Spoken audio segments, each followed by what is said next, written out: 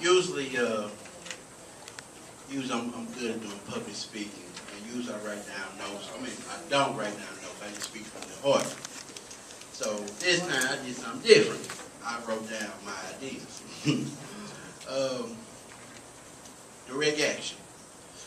When I first heard that term, direct action, I thought that it was just a bunch of crazy people just going rushing into establishments and trying to cause chaos and ruckus. Never understood, never really cared what was what we call community organizing, community being an activist. Until one day somebody came to me and told me that I wanted to make a difference in my community. That I want to make a difference towards people. I never really, I was always like the individual type. Take care of myself, and everybody take care of their own self.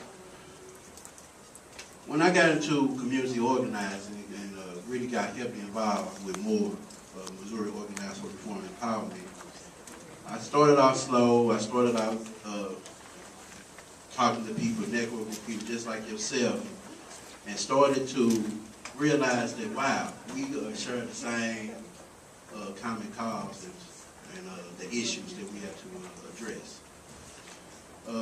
My first direct action was like my first week of signing up to MORE. We had our first direct action on Chase Bank. And I was so scared because look at all these cops out here. They about to arrest us. But I stood there, took it like a man, and said, wow, this is what happens when you have the strength of people, when you have numbers. The strength is in numbers. The strength is in the people. When I seen it, I'm like, wow. The cops didn't really do nothing. The cops just stand there and just kept order. But it showed me that with the people who stand up for rights, that's what direct action is your rights.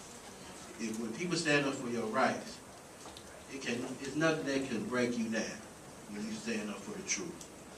I heard too many people. If I cross this line, will you all cross the line with me? Okay, I want to hear it. I'm not going to take up too much time because we are short on time. And I just want to thank you all for coming from all over the country. Chicago also, I know. Sorry, Chicago. Love y'all too. Texas too. Everybody.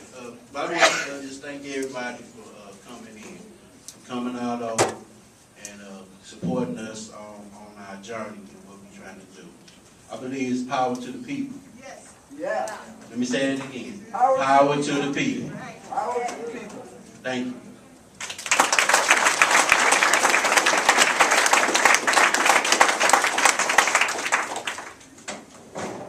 So next up we have Scott Parkin, and he is with Rainforest Action Network as well as Rising Tide North America. And Scott spent the last 10 years working on anti-war, anti-corporate globalization, and also environmental and climate issues.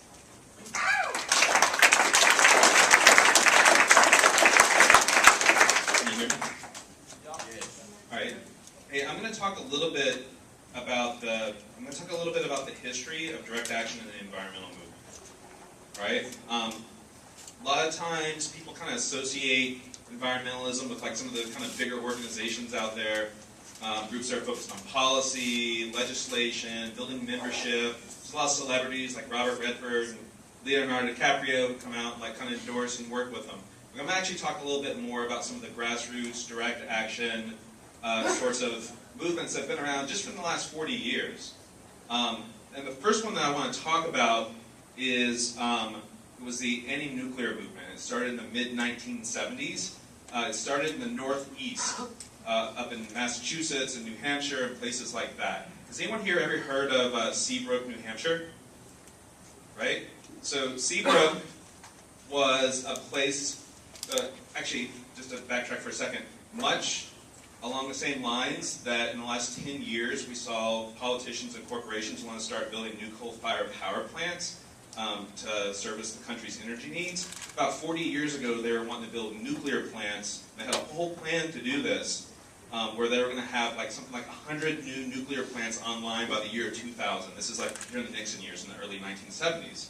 And so a bunch of environmentalists, activists, back to the landers, anarchists, local residents of the Northeast, and this would later spread around the country, basically said, no, we don't want this. And so Seabrook, New Hampshire was one of the places where they wanted to build one of those plants. And so the residents of the region and people from all over the country came together and formed a group, and it was like a kind of decentralized network, kind of like Rising Tide, kind of like some of these other groups that we work with, called the Clamshell Alliance. And the Clamshell Alliance used horizontal organizing. Does everyone know what I'm talking about when I say horizontal organizing?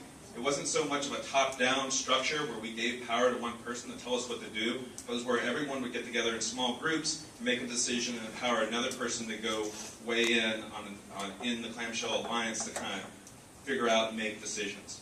1975, 1976, 1977, 1978, the Clamshell Alliance organized mass direct action using this grassroots horizontal model at Seabrook. One of the big years was 1977, I believe, where 1,200 people got arrested doing civil disobedience at the Seabrook construction site, and the police and the authorities didn't know what to do with them, and they held them for over 2 weeks in local jails and National Guard armories. And the thing about it is that this really kind of created this grassroots flowering of mass direct action around the nuclear issue, and the nuclear around the impact that it would have on the environment. And then we have things like 3 Mile Island and later on Chernobyl and things like that. But basically, the nuclear industry got a really bad name through these campaigns, some of which was sparked by the Clamshell Alliance doing actions at Seabrook, to the point where even though they actually ended up building the nuclear plant at Seabrook, they didn't build any other nuclear plants around the country for over 20 years, which is pretty amazing. It also led to really enhanced regulation of nuclear safety, opened up a whole bunch of new questions about nuclear waste and toxic waste and things like that. It was actually a very powerful movement, all right? And like I said, this was a grassroots movement.